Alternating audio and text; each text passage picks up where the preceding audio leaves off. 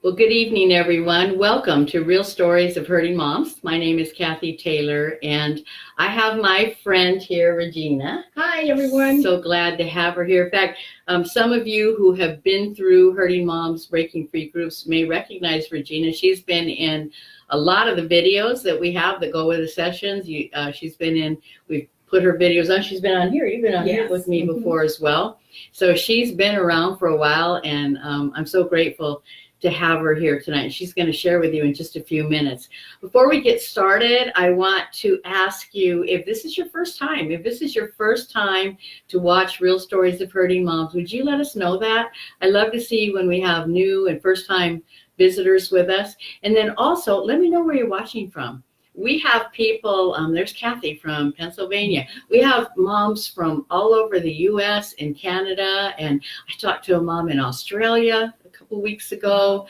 And it's just really exciting. I mean, I guess I shouldn't even say that. It's not exciting that we're all hurting moms. It's not exciting that there's so many of us.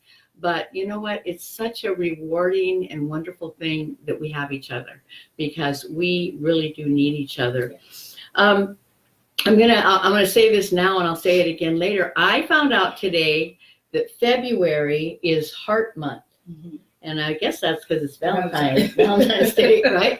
And you know, Hurting Moms, we have the Hurting Moms Mending Hearts. And so hearts are kind of a big part of our theme. And so I just want to throw out there right now, and there'll be a link above the video when we get done, that we have a special discount right now for our Breaking Free, our Hurting Moms Breaking Free online groups. And we have 4 of them this month in February. And so they're starting to fill up. So if you're interested, or if this is something you've been thinking about getting into an online group, please, please, please go ahead and click on the link and register for a group today, and we're going to talk about that. Regina will be able to share with you some of what happens in these groups. So I want to have you share with us. Regina has an interesting story that as the longer I do this, I find that lots of moms are in her situation. And so I'm just going to have you start sharing with us your story and about where you are today, and then we'll get into what you got out of that. Hello, everyone. Just to share a brief of my story. I had one child, a daughter, who's now 24 years old. And I met Cathy 5 years ago. Something like that. And when Hurting Moms, I started seeing the video at church to come in about, and I said, this might be interesting. So I inquired about the Hurting Moms. Just to go back, my daughter, I noticed changes in her first year of college. And she didn't go off to college. She was local. So I started seeing a change in her, and made me start thinking my, mom hat came on. And so as I just start asking and investigating, found out she was using drugs. So, of course, the first thing she said, she denied it. So then I went into my investigative hat and started snooping in the rooms and checking things, and, started finding things. So just to speed forward, she got kicked out of college. Just life just spiraled down.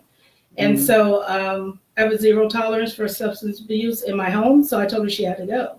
And after that, she was just living pillar to post and hanging out with her friends. And sometimes I didn't even know where she was. And people would ask me, have you heard from her? And I hear from her periodically. So fast forward, she got in a relationship, saw the guy the first, and I know all moms think, oh God, here he comes. They find the most wounded person to bring home. People always want to help these wounded birds. So she started dating him. Next thing I know, she's still not in my home. I know she's still using. You can see whenever I did see her, she was extremely small and just a very agitated behavior. So she ended up getting pregnant. And I found out when she was 3 months pregnant. She responded, she told me by sending me a picture of a sonogram. That's how you found out? I can't tell you. Yeah. My heart, I've never felt like I thought I was going to have a heart attack. My heart dropped. And she texted to me, and I text back, this has got to be a joke. And I was at work. And I just recall being at work, dropped the phone, left my job with my purse, and cried all the way home. And the reason why is because I knew she was using drugs. And for those of you who've seen me before and know, I'm a social worker. I work in this field for 27 years. So I've seen Yeah. the situations, the cases, and the first thing you never think, this is not going to happen to me. I raised her in church. We have been attending the same church since she was 3 years old, and had her in church. She was a youth worker, a worship leader for the youth, went to the winter camps, did everything. I mean, mission trips, you name it. And she did it. She was an honor roll student in high school, was accepted to 7 colleges. So I think a lot of people put images on what they feel a person that's using drugs should look like. And I'm here to tell you, there's no discrimination. Yeah. There are every walks of life. And some people come from the most prominent families, have these issues. Yeah. And I felt like, how can my daughter that I raised in church and had a close relationship with her, and in the field that I work in, how did this happen to me? And I can tell you, I blame myself for, I don't know what reason, because I never exposed her to any of that. And I blame myself, and it wasn't until I joined the Hurting Moms, and it was our first group at our church at Cottonwood, and it wasn't until then that I realized it wasn't my fault. I wasn't to blame. So just to go back, the baby was born, no drugs. She actually looked good when she was pregnant. So she's getting herself together. The guy said he was getting together. With substance abuse and any addiction, and there's a period of relapse. And I don't know if she relapsed or just hid it from me, but she started using, and I started seeing, of course, the relationship of her and the guy didn't last. There was all kind of issues and things involved, so they came back to live with me. And at this point, I'm thinking she's clean. She was in my house for 2 weeks with her and the baby, and I saw it. Yeah. I saw the evidence of her physically wanting to leave the house. Yeah. Oh, I'm just going to go do this. If your child is telling you for no reason, I'll be right back, I just have to go run. Well, where do you have to go? And and it's usually to either go buy the drugs, get high, or score some kind of way. So she did that, and I did probably the most unthinkable thing that a parent would have to do and make a decision. I reported her because I took an oath 27 years ago to protect children. Mandated reporter. Mandated reporter. And how can I be a hypocrite and then be a mother and to know? So doing all this, I can, if I sit here today and tell you that it's been great, I would be lying. I've lost friendships, relatives, and everything else, and it's fine. I'm okay now. I'm in a place now where I'm okay with it. It bothered me tremendously when it happened. So he came into my care at 7 months old. 2 weeks ago, he turned 4. January 23rd, made 1 year of my adoption. You're the mom now. I'm the mom. Yeah. You've adopted. I've started all over again and involved in preschools and events and birthday parties. And I just want to encourage any woman that's going out there dealing with what we're dealing with right now, is that just take your time to pray. Ask God to give you wisdom, patience, and knowledge, because you know in your heart something is wrong. But to actually step out on faith and to do something about it, that takes the courage. And Absolutely. That's grace. God's grace has to be on you because, as I said before, you're going to lose friendships. You're going to have people judging you.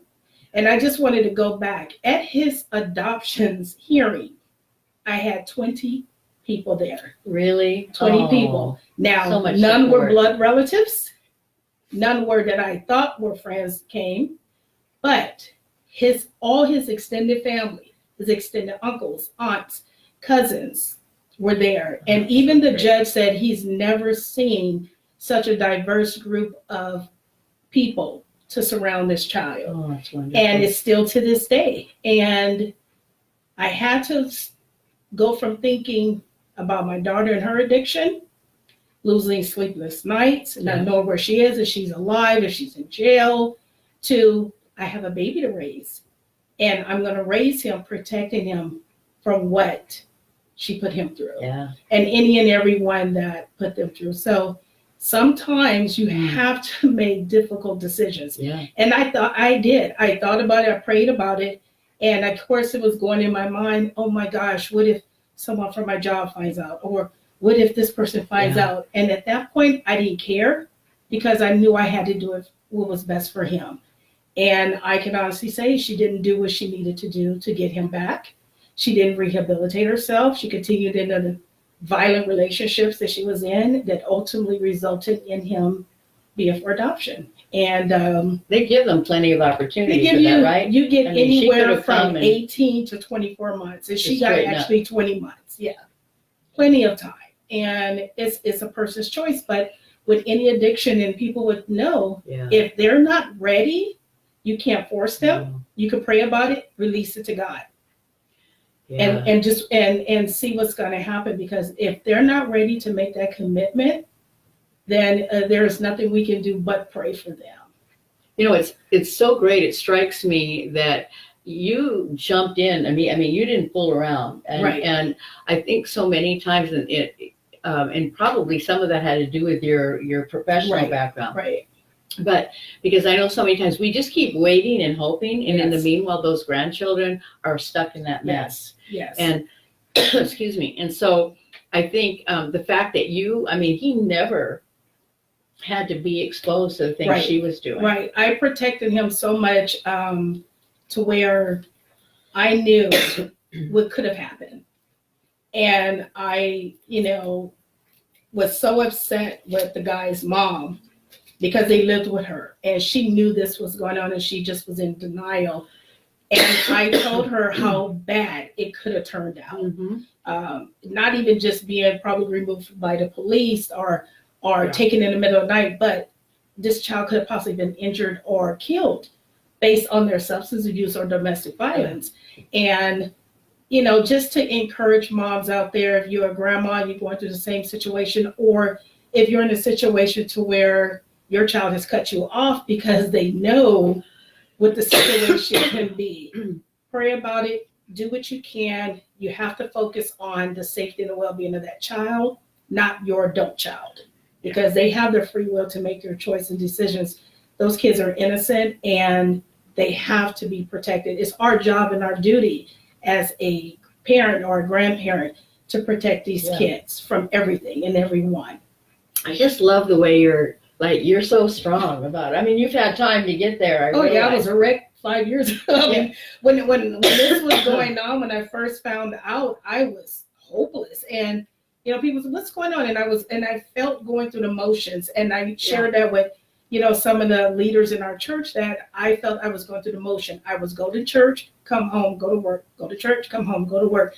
And I didn't have any fulfillment. And this is when I first found out my daughter was doing drugs, because it was such an impact to me, because she was never raised around that. And I thought I did everything in my power and control to protect her from that. Yeah. And I had someone very wise tell me about 4 years ago, and they said, "Regina, when you say you release it to God, do you feel you really do?" And I go, "Yeah, I do." And she said, "Not by what you're saying." And she said, "Do you think God needs your help?" And I go, no. And it's true, because I would say I prayed about it and I let it go. Then I go, but then I'm checking this on, have people check social media to see, do they know where she is, what she's doing? That means I didn't give it to him. Yeah. That means I gave it to him, but like, "God, you know what? I'm going to check for you just to make sure you're okay." Let me help you. Yeah, God. Let me help you a little bit, God. And it took me a while to get to that point to where it's a process. Don't you think? I think surrendering our kids it's not like something. I know for me, I didn't just one time go, okay, I surrender her, and then I was all better. I had to do it over and over and over again. I had to ask God for peace every 5 minutes sometimes. But it takes, and then slowly it started getting easier as he was faithful. So I want to just respond. Tammy put something. Yeah. Tammy, hi. You said you're raising your granddaughter. She'll be 16 in June. She's my son's child. She also has 4 children with his wife. Okay. Tammy, we praying for you. 16, that's a tough age. Yeah. That's a tough age. And, especially if she's had a relationship with her family, her parents, and to what has a 16-year-old seen or witnessed, in her time. It is tough. And especially if you're doing it by yourself, Tammy, it seems like you're doing it by yourself. Yeah, that's difficult. Surround yourself with positive women. Cathy, like I said, I have my network of friends, and I have my network of support groups and people who support me. And maybe not many of them experiencing what I went through or going through, but they can be there as a word of encouragement and support. And you have to surround yourself with people who are going to be positive, uplifting, and encouraging. Not someone that's going to judge you or tell you what they feel you should be doing. And that's what we're afraid of a lot of times. We are feel afraid. So guilty and so judged, the shame. And so it is really learning. And it's awesome. Somebody else on here said, Dylan was asking, is your daughter living with you now? Oh, Lord, no. She's still out there. She's still out there. I put her out when I got the baby, because that's when I knew she was doing drugs. And she would leave at times for hours and wouldn't say where she was going because he was home with me. So once I reported her, she was out of my house from that point on. Yeah. So that was from 7 months to 4 years old. Yeah. And she just hasn't been ready to. No. And just because of my safety and well-being, I'm very cautious of not having her at my house, because her circle of friends, I can't trust them. They have stolen from my house before. So just out of my sanity and safety and my baby's safety, I won't allow her there. No, you're right. Yeah. You're like, we've talked about this grandma thing before, you and I, but there are so many. I get emails, we have comments on here. I had no idea when I started this about the number of grandmothers. I mean, and now that I have grandchildren of my own too, I recognize that, man, it doesn't just stop with our kids. We love these grandchildren too. In fact, we have moms that have grandkids that are addicts or are doing things that are hurting them. And then, like you touched on, there's lots of moms, there's several on here that are writing about that. Kimberly said we let our daughter and newborn live with us. And they're doing well. Very good. And then there are so many cases out there in the situations to where sometimes all it takes is an intervention, and it takes something to wake a person up. And then you have extreme cases in my situation where no matter what we did, we even had an intervention at my house with people that knew her, loved her, and nothing came about it. And it, like I said again, they have to be ready. They've got to be ready on their own. We can't make it happen. And you touched on before, and this is another thing that I never anticipated with this, was how many grandmothers have been taken out of their grandkids' lives because your kids have decided to cut you off, and they've taken your grandchildren. I hear from moms that say, my grandchild lives in the same city or 2 blocks over, and I'm not allowed to see them. And so I think this whole grandma thing it's another, the next generation, but it's still, when I had a grandma ask me one time, is this for hurting grandmas too? And I'm like, if you're a grandma, you're a mom. And so I think that this is something that there's a lot of. You're not alone. And tell us a little bit about, you joined a group. And I know after that you went on to lead or co-lead. Yeah, I co-led a group, and I'm in Cathy's book. I'm part of the curriculum. Yeah. And when I first started, I'll be very honest with you, I had a wall up because I had never went to a support group, and we had 17 women in our first group. And while I was there, I was kind of, what should I share? What should I not share? Am I going to be judged? And I would say by week 3, it was a different outcome. We see that. All the leaders say that. They say right around week people 3. Come in, everybody's crying, and nobody wants to share. And then about week 3 or 4, all of a sudden there's smiles, and they start bonding with each other. And it's a safe place. It's a safe haven. You get to talk about what you're going through without being judged, without being criticized, without being, you feel that someone's going to, go against your confidentiality, or someone is going to violate your privacy. That's not the situation. You're surrounding yourself with other people who are hurting, and we're there to lift each other up, to encourage, to pray for. And I'll also encourage the moms that attend these groups to connect with other moms in there and get your own little support between each other and do things together and do life. We had our reunion. That was so much fun. Yes. So she goes to a church, not the same church I go to, but a church, we're local. Mm-hmm. And they've been doing groups for a long time, since before it was published, since my original document where I just had it in a notebook. And so they decided to have a reunion, and they said they sent out like 112 invitations to moms that have been through it. And they invited me to come and talk to the moms. And I think like 65 or 68 moms showed up. And it was so great. And just to see the love and the bonding, these women who, when you go through one of these groups, you get so close. Because let's face it, we talk about things that maybe we don't talk about anywhere else. We know we're understood. And we go through a process towards hope and healing. We come in hopeless. We come in broken and brokenhearted, and as we go through this process together, we heal. And that's what I can't stress enough, how important it is to get into a breaking free group. And I've said it at the beginning, I want to say it again. There's a link above the video that'll take you to a place where you can register for what we have 4 groups starting in February. And we've discounted those groups now. It's a discount to get your book and be in a group, because this is Heart Month. February is Heart Month, and we want to capitalize on that. We talk a lot about hearts because we talk about our mending hearts. But that was such a fun night, the reunion. It was a lot of fun. And what we noticed too, remember we had a few ladies there that had never been to a group. Oh, yeah. That had heard of Hurting Moms. We sent the emails to people who have been through the group.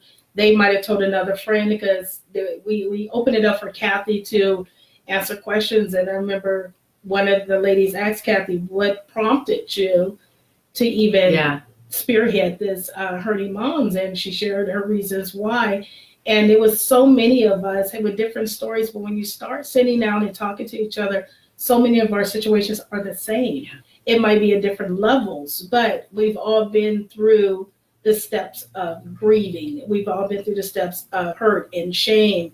And you have to be in a place to where you're comfortable to let those chains be broken. And I would say week 3 for me, my bondage chains were broken because I had to support. And when I saw other moms going through, we had moms, we had aunts, we had relatives, just connected some type of way, that you see that we're all in this situation together. And if you don't have a strong support system, it's going to be difficult. You have to connect with other ladies that are going through things. And, I shared this before and told people, sometimes the people that you think they're your closest friends can't understand what you're going through. And they'll just say, oh, you'll be okay. You'll be fine. You should go do this and they do don't that. understand. When they don't understand that when you're in your quiet time, it's when your mind is racing. And when your thoughts and you're trying to think. And at that point, when you're going through that, take your quiet time and seek God. Because if it's not his grace, I don't, Cathy tells me all the time that, oh, you're amazing doing this. And I go, Cathy, I'm tired. I am exhausted. I'm tired. And I go, what might look easy, it's not easy, but I altered my entire lifestyle around him. And it has been an adjustment. It's been a change. Like I said, God's grace. I don't know how I do it. I would say God is probably, because, here's the truth about me. I have grandkids that range in age from 22 to 2. And when I have that the 2-year-old, I watch her for a few hours here and there, and I'm like, okay, come here. I'm just like, my house is a disaster. So, when I was younger, I could do that with my kids, but I'm tired too. And so I just, you moms that are raising grandchildren and young grandchildren and teenage grandchildren, that is something that's so special. I mean, you are special, and I know God will give you what you need. But I so agree with you. We need support. You need support. That's why I always say that. We need each other. This Hurting Moms thing, unfortunately, it's not a community anybody signed up for or wants to be part of. But it is so important, and we do need each other. Mhm. And there is something about just knowing we're not alone. And you figure that out by watching the videos and being part of this. But honestly, in the group where you can be up close and personal and share with each other and know those moms are praying for you and for your specific situation, there's nothing like it. Yeah. And so, if you haven't been in a group yet, please think about it. Here's somebody, Carolyn says, these groups are wonderful. Our group is bonded and we're an online group. That's good, Carolyn. Online groups, and I know you haven't been in an online group, Right. but I've done a couple of them, and I didn't think I was going to like it, but it's amazing. I keep hearing good things. It's amazing. You're in like a room online. You see each other, you hear each other. It's all online, but you're with women from all over the U.S. and Canada. Wow. And I tell people sometimes some women are kind of nervous about going into a group because there's shame involved. They don't want anybody to know. Right. And I'm like, if you go into an online group, the chances of you meeting anybody you know is not going to happen. You're not going to run into them at the grocery store. No. They're from all over. And we even have things like, we have two moms who went through an online group together. One's in Indiana and one's in Wyoming. And now they're co-leading their second online group together. And they're like the best of friends. They've never seen each other in person. That's something. I'm really all about technology now, I'm telling you. Cathy says she raised her oldest granddaughter at 3 years old. She got guardianship. She's 22 now. So good job. Been there, done that, she says. Miracles aptitude, yeah. Hi, Gwendolyn. I see Gwendolyn's watching. She's in Florida and getting ready to lead her first group online. Good. She's been through one. So I remember when we first made the videos, and you're in the videos, like she said, in the curriculum, there's videos that go with every week. And actually you can see those are free. They're at our website. So you can click on video and see there's 10 videos that go with the 10 sessions, and you can watch. They're like 5 minutes. And I was looking through those tonight. And I was like, man, Regina's in a lot of those videos. I didn't realize it. But it was fun. We went to a house, and we had a guy there filming, and we had other moms, and Regina was one who was describing, her situation. And even since then, I think you've probably come a long way. Oh yeah, that was like 4 years ago. Yeah, it was traumatic in the beginning. It really was traumatic because, like I said, you just think like, how could this happen to me? Yeah. And we go, even in the book, you talk about it, the blame game, when you feel like you're blaming yourself for something that you had no control over. And you have to get to a point in your life to where you release that and let it go, because it's going to eat you up. Yeah. It's going to eat you up. So definitely release it, let it go. And I mean, people say it's easier said than done. It is easier to say it. It's a process. And it took me years to go through the process and to release it to God and to say, I'm done picking it off the shelf. And even the fact that, like you've said, your daughter's still out there. Yeah. And I mean, you love your daughter. I'm sure you hurt over that, but you've gotten to where you're taking care of business and where you get in. I've done that with a couple of my kids, where I love them, and when they're ready, that's great. I'm there to support them, but I have surrendered them. I had to surrender them to the Lord because they're not, I could spend my whole day, and I know some of you may do this, and I know I did, where I was consumed with what my child was doing. Yes. And I lost my own life, and I lost my identity became that of a hurting mom. I'm a hurting mom. That was my whole deal. And it's just debilitating. Yeah, you just can't keep going. So ladies, I can't believe the time went so fast. It's already time to be finished. But I just want to encourage you, ladies that are watching, that you're not alone. You can hear from Regina. She's, here she is, a grandma raising her grandson, and her daughter's still out there, but she's found a way to connect with other people and know she's not alone. And I just wish that for all of you. That's the whole purpose of Hurting Moms, Mending Hearts. The whole reason why I started in the first place, because I am so passionate about seeing moms' hearts heal. And I know that it can happen because it happened to me. God really did a work in me, and I've seen hundreds and hundreds of moms find hope and healing through these groups. So I just encourage you to, if you haven't been in a group, please get in one. You can look on our website and see if there's one in your area too. But every week I always get kind of sad when it's time to go. It's so much fun. But I'm sure talked enough. Regina, I'm so grateful that you Thank came you. on here with me. You'll Thank come you. on. We'll have you on I again. will. It's great. She had to get a babysitter. She said, Yes. I often get a babysitter for that 4-year-old. Oh, yes. But she was showing me some pictures of him, and he is precious, and he looks like a happy, happy boy. He's a blessed child. Yes. So, ladies, thank you for joining us tonight. Keep your comments coming. We read them. This is going to be posted on our page, and we'll read them. And Regina, I encourage you to go home and are you on Facebook? No. You told me you were going to get me on. I need to get you on Facebook. I'll have one friend, Hurting Moms. That's it. That's all Cathy you need. Taylor. That's all I need. That's all you need, because then you can answer some of the comments and stuff. And so, and I look at them and answer, and keep talking to each other. Mm-hmm. Love you all. God bless you. God bless you. Have a good week, and we'll see you. I'll see you next Thursday. Bye-bye. Bye-bye.